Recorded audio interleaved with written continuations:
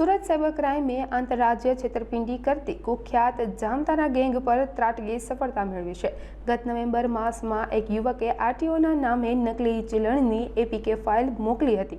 તેનો mobile hack કરી દેવામાં આવ્યો હતો અને તેના ખાતામાંથી 5.2 લાખ રૂપિયાની ઉપાચત કરવામાં આવી હતી। આ કેસની તપાસમાં સાયબર સેલની ટીમે ઝારખંડમાં ધામા નાખ્યા હતા અને ત્યાંથી ગેંગના સાક્ષી ગૌતમ રાજેન્દ્ર મંડલને ઝડપી પાડ્યો છે।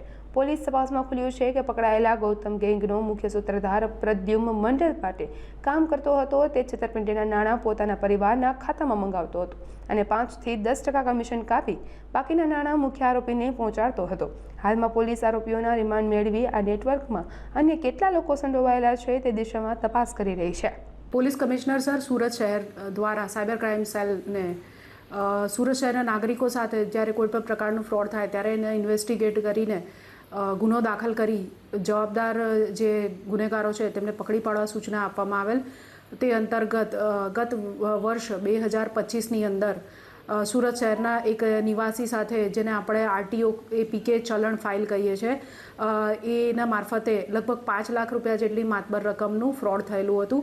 તે સંદર્ભે ગત વર્ષમાં FI number 85 cyber crime cell ખાતે નોંધવામાં આવી હતી અને એનું એનાલિસિસ કરતાં આ જે નાણાં છે એ મોટા ભાગે ક્રેડિટ કાર્ડના પેમેન્ટ કરવા માટે ફ્રોડસ્ટર્સે યુઝ કર્યા હતા।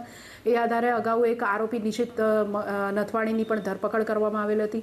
આ જ ગુનાની અંદર વધુ તપાસ ચાલુ રાખી સાયબર ક્રાઇમ સેલની team police inspector SP Padheriya અને તેમની ટીમને જામતારા ખાતે વધુ તપાસ માટે મોકલી આપવામાં આવેલ હતા અને ત્યાંથી તેઓએ આરોપી ગૌતમ રાજેન્દ્ર મંડલની જામતારા ખાતેથી હાલ ધરપકડ કરી અરેસ્ટ કરી સુરત ખાતે લાવેલ છે। આરોપીના રિમાન્ડ મેળવી વધુ પૂછપરછ હાથ સાયબર ક્રાઇમ સેલ દ્વારા ધરવામાં આવેલ છે। આ જે આરોપી છે તેનો રોલ જોઈએ તો આ ફરિયાદીના નાણાં જે આરટીઓની એપીકે ચલણની ફાઇલ છે એના દ્વારા ફરિયાદીના ફોન હેક કરીને એની અંદરથી એના બેંક એકાઉન્ટમાંથી લગભગ 1,47,000 જેટલી રકમનું ક્રેડિટ કાર્ડનું બિલ ભરવામાં આવેલ હતું। તે નાણાં આ આરોપીએ ઉપાડીને અને પછી સીડીએમ મશીન દ્વારા પોતાના પરિવારજનોના એકાઉન્ટની અંદર મેળવીને આગળ અન્ય જે આરોપીઓ તેની સાથે સંકળાયેલા છે તેઓને મેળવી મોકલી આપવાનું કામ કરતો હતો અને આના માટે 10 થી 20% જેટલી મોટી રકમ પણ આરોપી મેળવતો હતો। અન્ય ગુનાઓમાં તેની કેટલી સામેલગીરી છે અને આ ઉપરાંત વિવિધ કયા પ્રકારની એમોથી નાગરિકોને છેતરવામાં આવે છે તે અંગેના કેસ અંગે વધુ તપાસ સાયબર ક્રાઇમ સેલ દ્વારા હાલ કરવામાં આવી રહી છે। આરોપી હાલ તો આ જ કામ કરતો હતો।